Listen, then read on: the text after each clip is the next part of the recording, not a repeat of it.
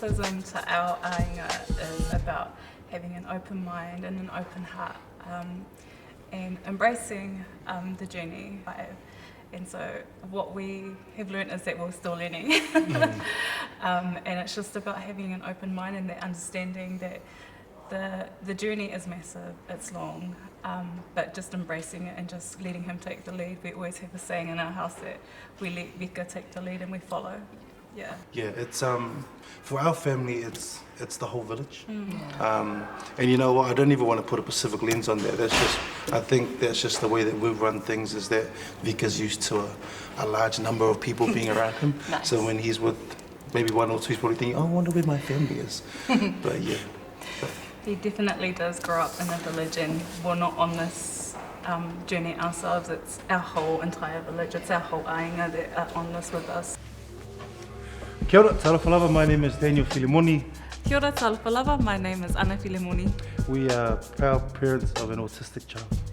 We also lead the Passage support group down here in Wellington, so it's a Pacifica autism support group based in Wellington but was founded in Auckland.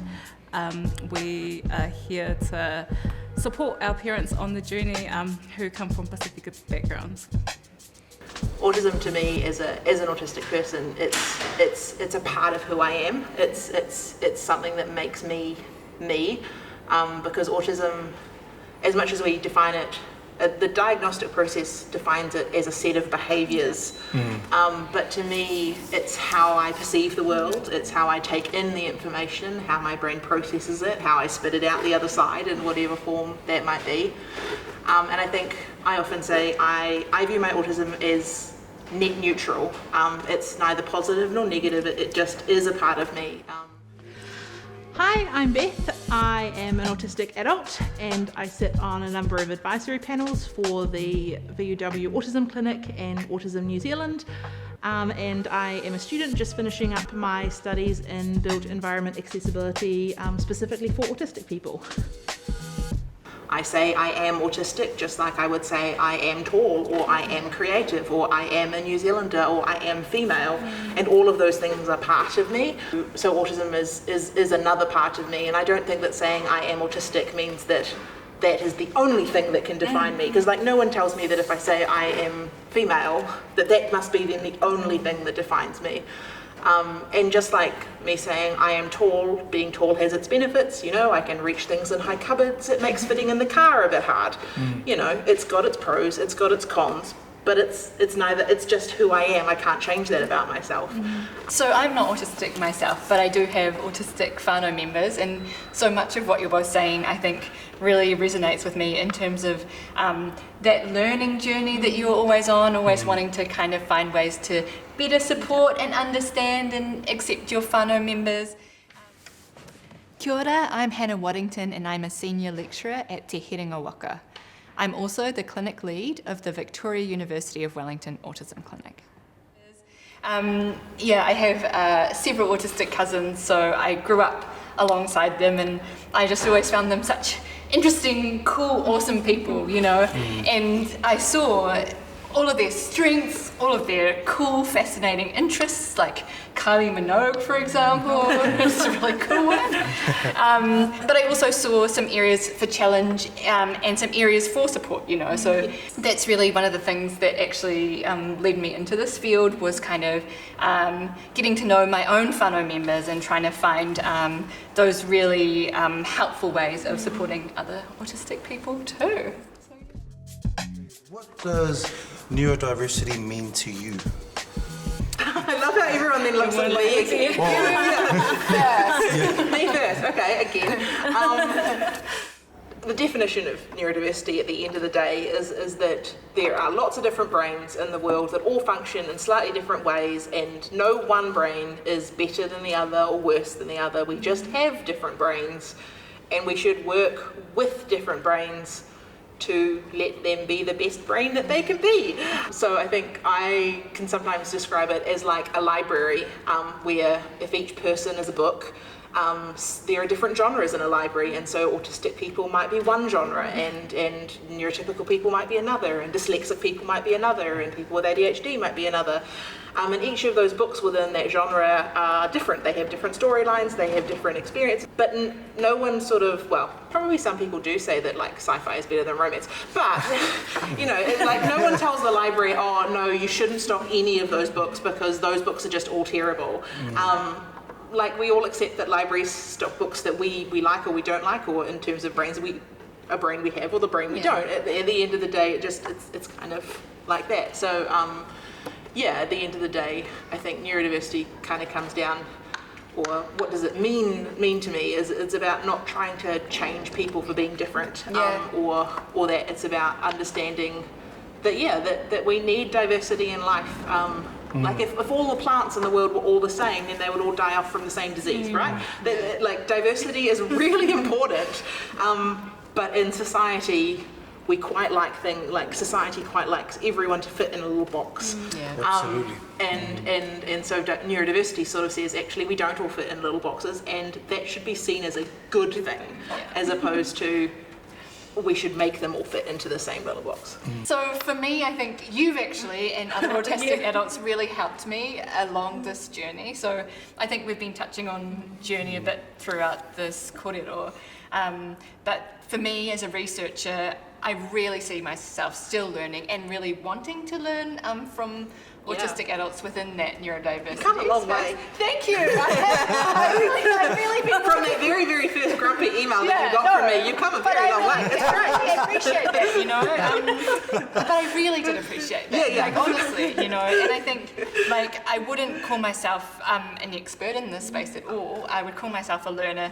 But a lot of those things that you've touched on have been what I've really taken away and tried to put into my research and put into my practice. The idea of a brain-based difference, not looking at autism like a deficit or a disorder, something to change, and how valuable differences are. Those illustrations that you use really show it. The idea that you know, it takes all kinds of minds to make society function well, and that's actually what does make us thrive. And then on the flip side of things, just really being careful to not be trying to make any children I support, you know, conform to a certain mold. Just like really value them. I've actually got nothing to add. You've pretty much explained everything. And I love that, like, it's just about, you know, like you said, embracing the difference rather than, like, you know, everything has to fit into this little box. But yeah, that's how I see it, is that it's massive. Neurodiversity is massive, and so it's just having that open mind, like we've mentioned time and time again, to understand that this is it's massive, it's big, and it's just having that understanding. I think it is interesting sometimes, because sometimes one of the criticisms of neurodiversity is that it washes over the hard things, that it ignores the concept that that some people will really find life hard with a very, very diverse brain. And I personally don't hold to that. I think that in fact what neurodiversity says is that maybe if you never communicate verbally in your life, maybe if you never live independently, you're still valuable, and you're still worth something as a person, even if you may never hold down a 9-to-5 job, or you never move out of home, or if that doesn't, like, it accepts that is the case for some people, and it doesn't try and say that is not the case.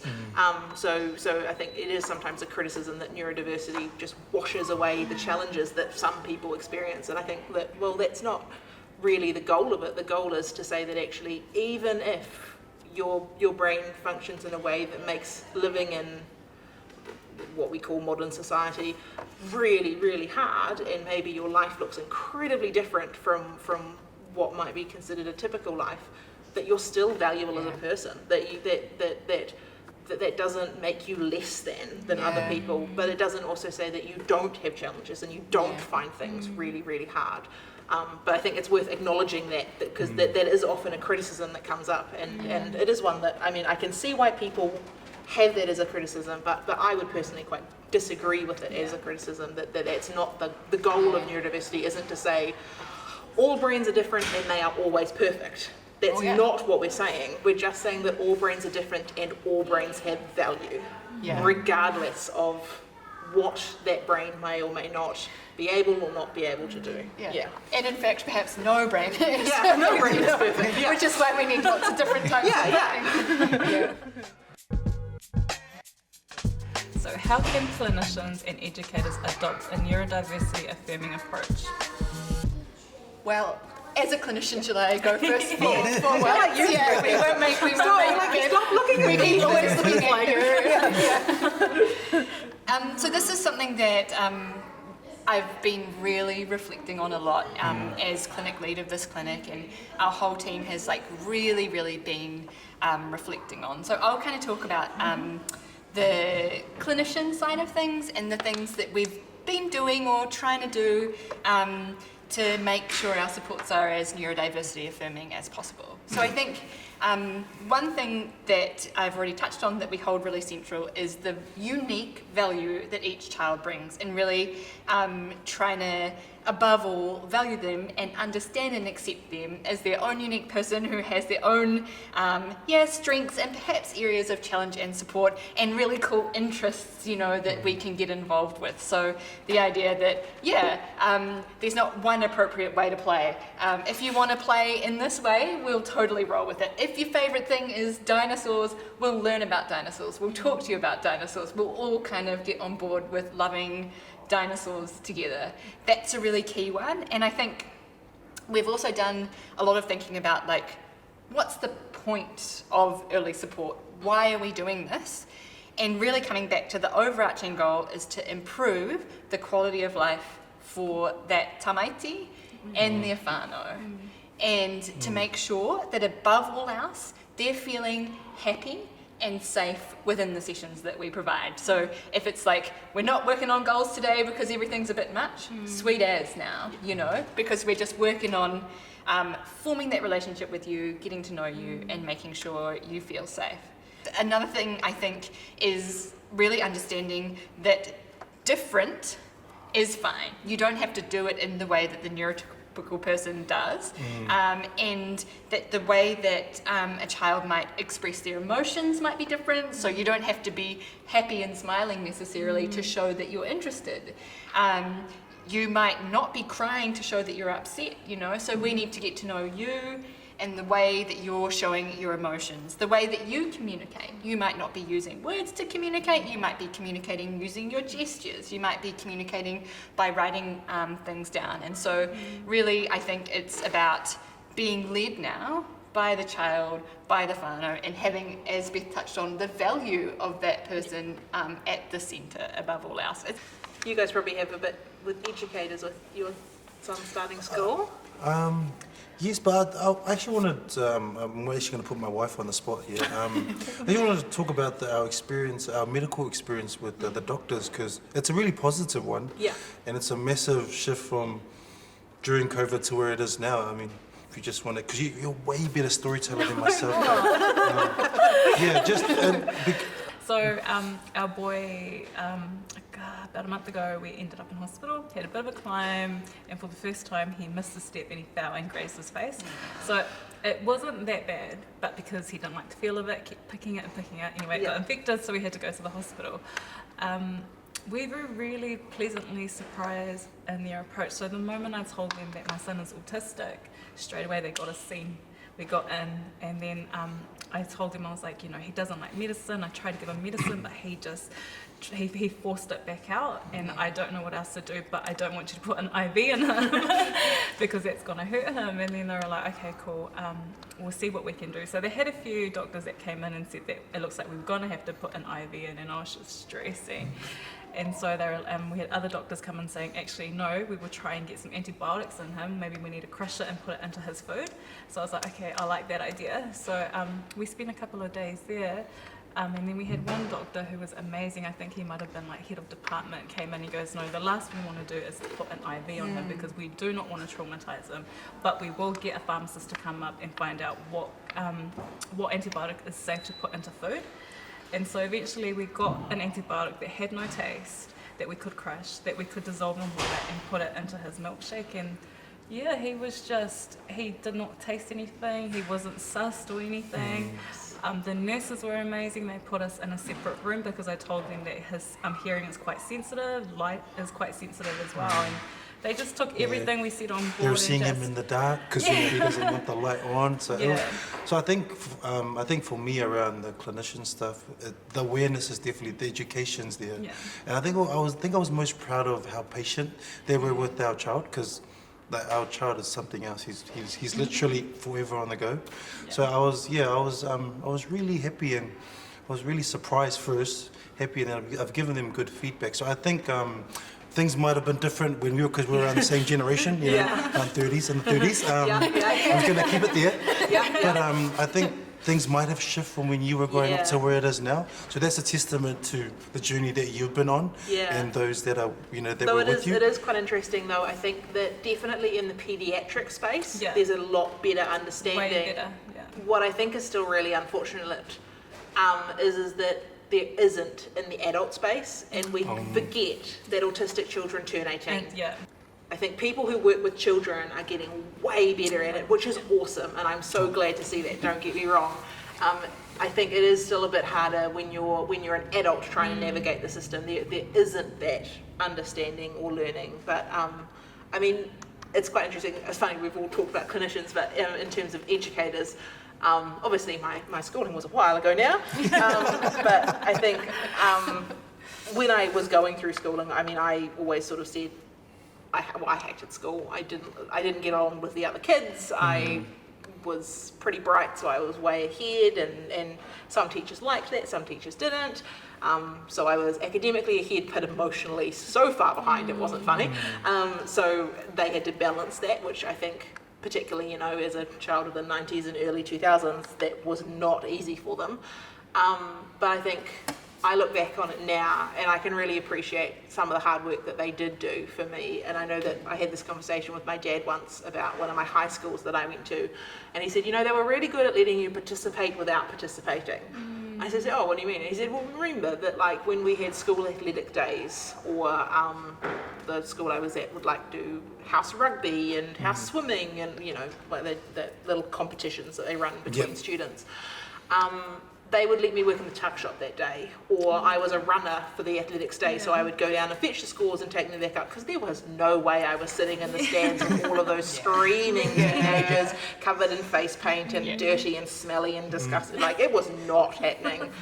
But they didn't just say, just don't come for the day, right? It's like it would have been really easy for them to just say, just skip school for the day, just don't come, it's fine. But instead of doing that, they gave me opportunities to give me ways to participate. And as a child, or as a teenager even, I couldn't see that. I just saw that I was being forced to go to this athletics day that I really didn't want to go. I would have just rather to have the day off school. But as an adult, I can appreciate that they were making an effort, and they didn't always get it right. It is kind of important to give kids the opportunity to participate again in ways that suit them, or in ways that it might be adapted a bit, and not just saying, oh well, you're in the too hard basket, or you're just another kid and you have to do what everyone else is doing because that you're a child, I'm the teacher, and you're going to do what you're told. I think there needs to be common ground in there, which I think hopefully is happening more often. There are a lot of parts of the education system that I feel like still need a lot of work, because I feel like, wouldn't it be amazing if all the kids were able to be in mainstream, but have that support that we get from these from these specialist schools in the mainstream? But I know that's still far away, but we will get there. Isn't it?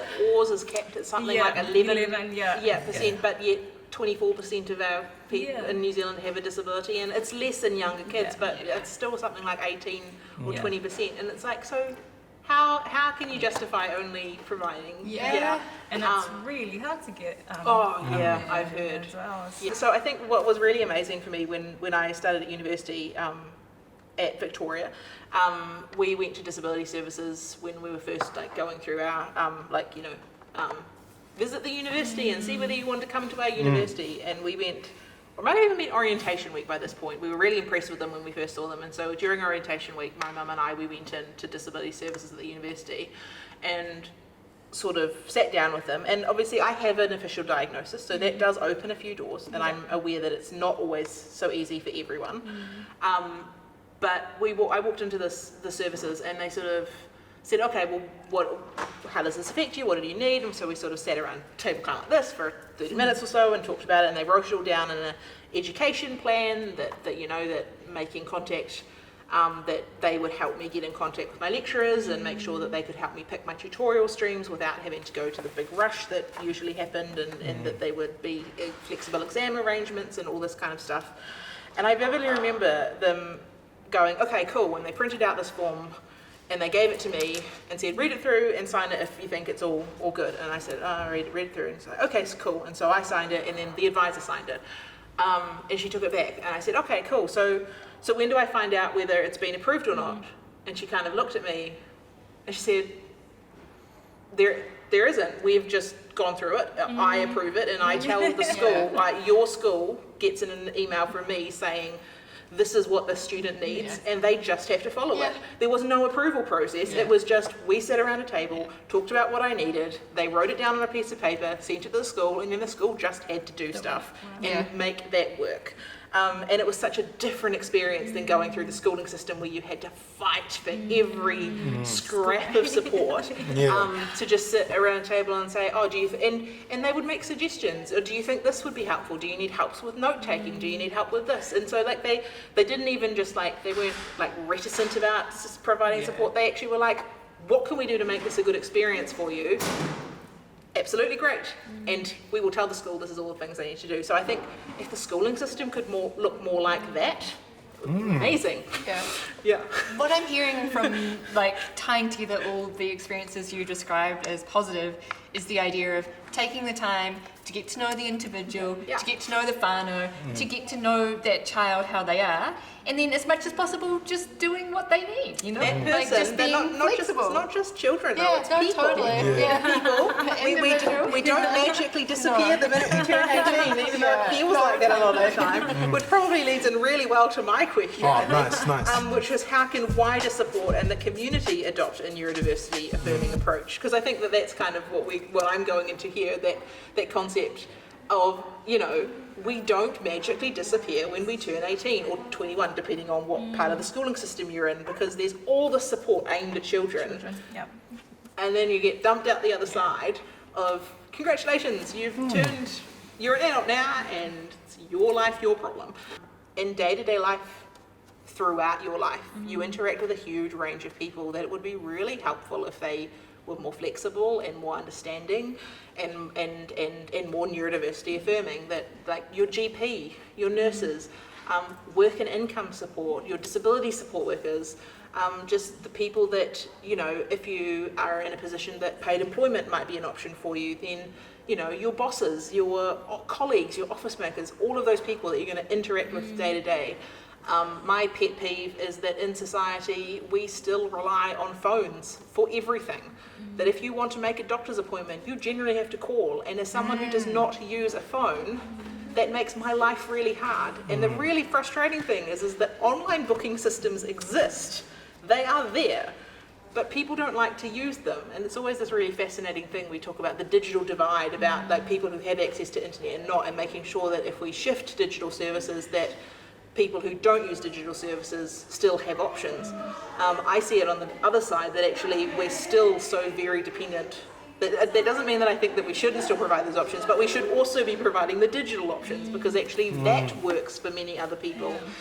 My mum still has to call she deals with work and income on my behalf. She has to deal with some of my support organisations on my behalf. She deals with insurance on my behalf. All of those kind of people that all require a phone call to run your life. And I'm pretty capable of managing that if I didn't have those barriers in place. And it would be so easy for those barriers not to be in place. So I think while clinicians and educators are important, actually it needs to be much wider than that, and it needs to be wider than just kids, because kids are important, and I'm not saying kids are not important, but also we all grow up, and we will all eventually be autistic adults. We don't magically disappear. So yeah, I think People make sometimes a lot of assumptions about what my life looks like because I use spoken language to communicate, and I have gone through like academic study.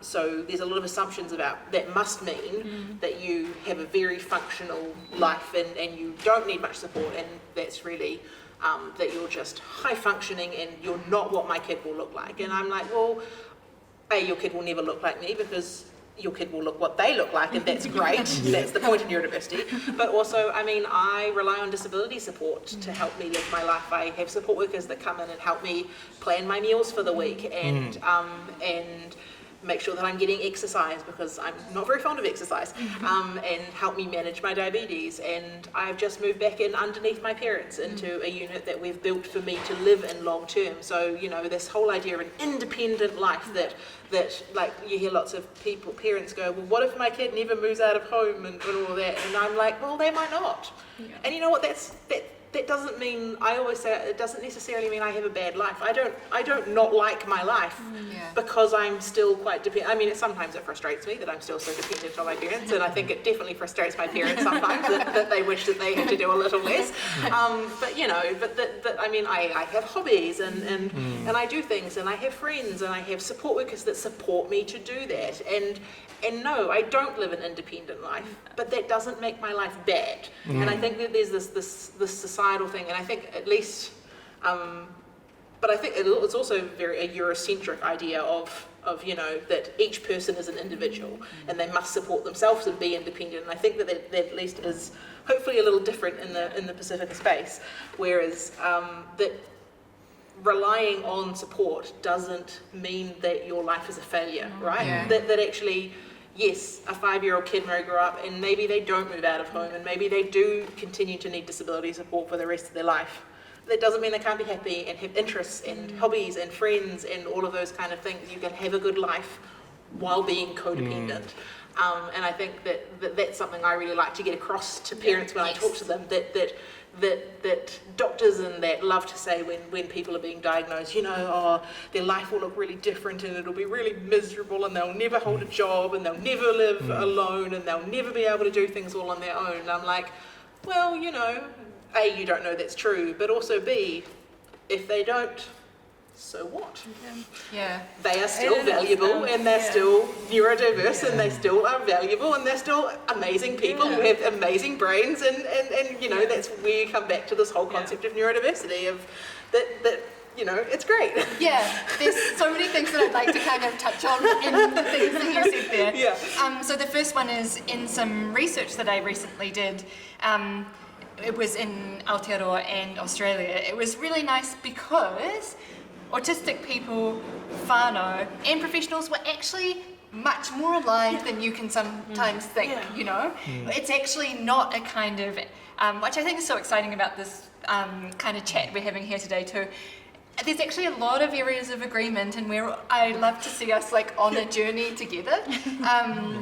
And so when I think as well about the broader community, what I want them to know is all those things that Beth is saying, you know, that to be neurodivergent is to have a different brain that's not bad, that's not better, that's not worse, that's just different.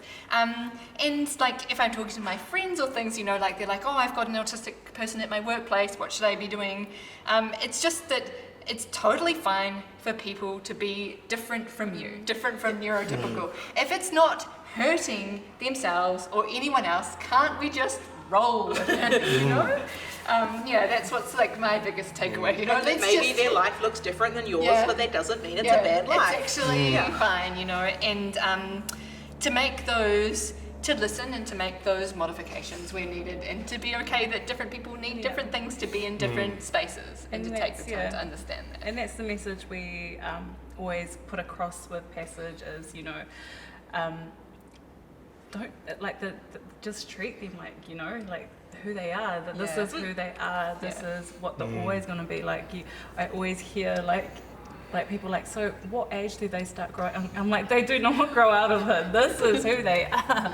But I think that's the one thing that we love about Passage is that now we're able to spread this message, and we're able to share our stories. And by sharing these stories we have with our families, it's given like so much knowledge, and like, you know, it's educated a lot of people around us that now, you know, they're accepting it and they're just like embracing the journey that we're on and embracing the uniqueness of our children who become adults. And it's the funny thing is that even among, like, if you looked, I always, like, people get so hung up on maybe my kid's a bit behind, or maybe they're not meeting their goals right on time or that, and it's like, well, you know what? No person in their life is the same at 20 as they were at 5. Like, why do we look at 5-year-olds who are autistic and say, this is what your life is going to look like because of a diagnosis? Actually, that diagnosis does not at all translate to what your life is going to look like. Maybe you might never speak, but you live in an awesome flat with some other people who also don't use spoken language, and have a great support team around you, and have a job doing something that you really enjoy, and maybe it isn't an office job, but it's something that was designed specifically for you, but your life has meaning and value. And some people who use spoken language and are really good at academics end up living underneath their parents at 30, you know. But also participate in discussions like this. And I mean, you're not the same person at 30 as you are at 20 even. So, and the idea that somehow as well, that we grow up into autistic adults, but also we don't stop magically growing at 18. Just like all people don't. Like, who here would say that they're the same person at whatever age you are now as you were at 18? Thank goodness. I know, right? We all continue to grow. And as an autistic person, our road might be a little bit windier sometimes, and sometimes it has little hairpin turns where we go backwards for a little bit. And maybe we're not quite as far along that road when we get to 18 or 30 or 50, but wherever that road ends up going, cool. That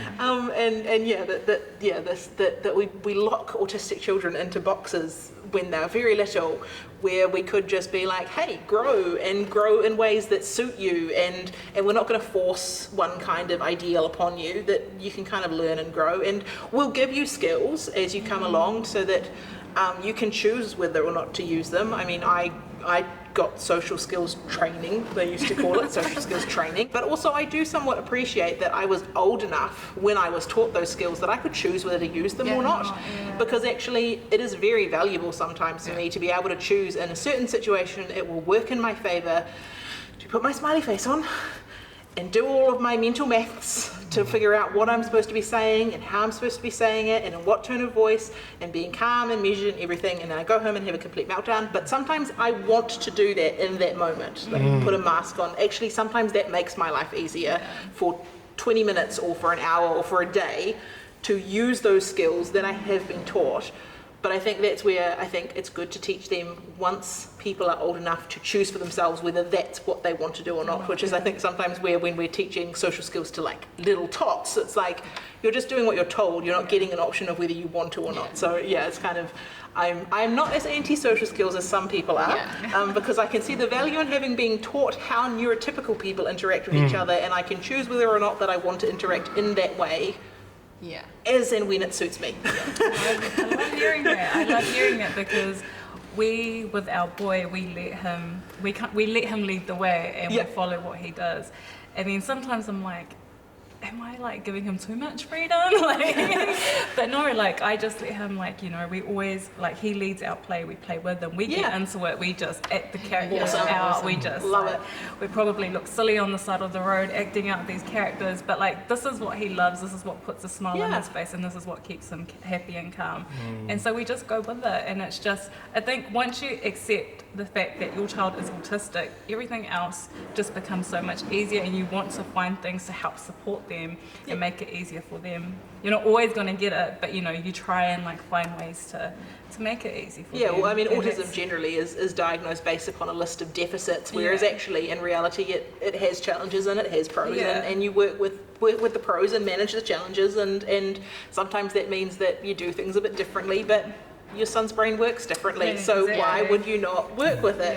And over time you add things in and you juggle things, and you know, there's a whole life ahead of him to be learning and doing. So, I think we could all talk about this forever. I think it's also just a really nice place to end on, taking the autistic person where they're at, going with it, and we're just always learning. We've really touched on the idea of journey a lot. So I'd really like to thank all of you for coming in and having this kōrero tō today. I do really, really appreciate your time and your thoughts. Yeah, well, no, thanks for having us. Oh, no worries. Thank you. Say. Say love it.